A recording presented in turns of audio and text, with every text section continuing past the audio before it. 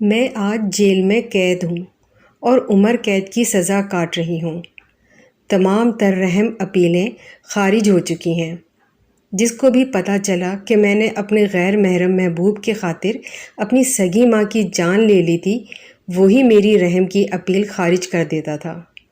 جب صدر مملکت نے بھی میری سزا برقرار رکھی تو میری تمام تر امیدیں دم توڑ گئیں اور میں عمر قید کاٹ رہی ہوں۔ عمر قید کے بعد مجھے سزائے موت لگا دیا جائے گا۔ مجھے مر جانے کا افسوس نہیں، مگر مجھے افسوس ہے کہ میں نے اپنی ماں کو قتل کر دیا، اور اس سے زیادہ افسوس ہے کہ میری ماں نے مجھے کتنی مشقت سے پالا۔ شاید اسے پتہ نہیں تھا کہ وہ اپنی موت پال رہی ہے۔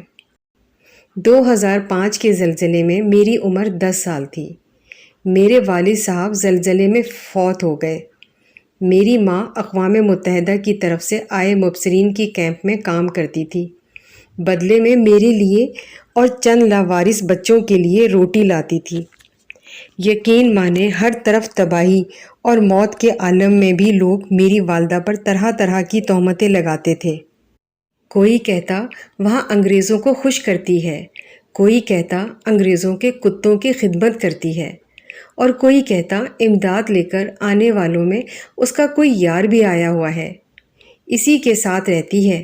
مگر کوئی بھی یہ نہیں سوچتا کہ ایک عورت جس کا شوہر فوت ہو چکا ہے اور وہ اپنی عدت بھول کر اپنی یتیم بچی اور 9 لاوارث بچوں کی اکیلی کفالت کر رہی ہے، بجائے اسے داد دینے کے ہر کوئی اسے گالی دیتا، اور جن لوگوں کو میری ماں کا یار کہا جاتا تھا ان سے ملاقات کے سب خواہش مند تھے۔ میں بھی ان باتوں کی تھوڑی بہت سمجھ بوجھ رکھتی تھی، لہٰذا جب میرے قریبی رشتہ دار میری ماں کے متعلق مجھ سے نازیبا بات کرتے تھے تو میں جھنجھلا جاتی تھی۔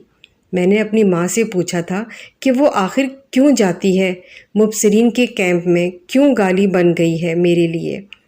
اسے کیا ضرورت ہے اتنے ڈھیر سارے لاوارث بچوں کا کفیل بننے کی؟ میرے سارے سوالات کا جواب میری ماں نے فقط اپنی آنکھوں سے آنسو بہا کر دیا۔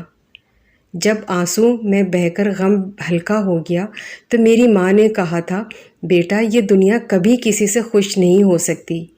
ان لاوارث بچوں کو میں نہیں، میرا رب پال رہا ہے، میں تو صرف وسیلہ ہوں۔ آج ماں جیسا رشتہ تمہیں فقط لوگوں کی چند باتوں کی خاطر گالی لگ رہا ہے، مگر سوچو تمہاری ماں سب کچھ فقط تمہارے لیے ہی تو کر رہی ہے۔ اسی لیے لوگوں کی باتوں کو نظر انداز کر کے میری غیر موجودگی میں ان بچوں کا خیال رکھا کرو۔ خیر، مشکل کی وہ گھڑی گزر گئی۔ میری ماں نے حالات نارمل ہونے پر 3 بچے ان کے ورثہ کے حوالے کر دیے اور باقی بچے حکومتی اداروں کو دے دیے۔ یوں وقت نے اپنی رفتار پکڑی اور میں جوانی کی دہلیز پر پہنچی۔ میری ماں کی لاکھ تربیت بھی مجھے نہ روک پائی اور میں غیر محرم مردوں میں دلچسپی لینے لگی۔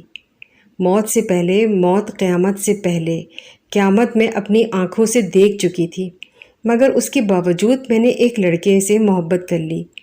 میری محبت میں میری ماں رکاوٹ بن گئی تو میں نے اپنے محبوب کے کہنے پر اپنی سگی ماں کو زہر کی گولیاں دے کر قتل کر دیا۔ میری ماں کی موت قریبی رشتہ داروں کو مشکوک لگی۔ انہوں نے پولیس کو بلا لیا۔ پولیس نے شک کی بنیاد پر مجھے گرفتار کیا۔ میرے گرفتار ہوتے ہی میری محبت کا دم بھرنے والا میرا عاشق انگلینڈ فرار ہو گیا اور مجھ پر جرم ثابت ہو گیا۔ مجھے سزا سنا دی گئی۔ میری ایک دوست نے میری ہر ممکن مدد کی، مجھے جیل سے نکالنے کی پوری کوشش کی، مگر جو بھی میرا جرم دیکھتا تو اسے علم ہو جاتا کہ میں غیر محرم محبوب کی خاطر سگی ماں کو قتل کیا تھا، لہٰذا مجھ سے ہمدردی کے بجائے الٹا مجھ سے متنفر ہو جاتا، یہاں تک کہ اب میری تمام تر اپیلیں مسترد ہو گئی ہیں اور میں جیل میں قید ہو کر اپنی موت کا انتظار کر رہی ہوں۔ مجھے موت سے خوف نہیں، بلکہ خوف موت کے بعد کا ہے۔ میں کس منہ سے اللہ تعالیٰ، اس کے رسول صلی اللہ علیہ وآلہ وسلم اور اپنی ماں کا سامنا کروں گی؟ کس عمل کی وجہ سے بخشش مانگوں گی؟ کس طرح اپنی والدہ کے حقوق کا جواب دوں گی؟ اپنی کہانی میں نصیحت کروں غیر محرم کی محبت کا کوئی وجود ہی نہیں ہے۔ خدارا غیر محرم کی محبت ہوس میں آ کر کبھی اپنے رشتے ختم نہ کریں۔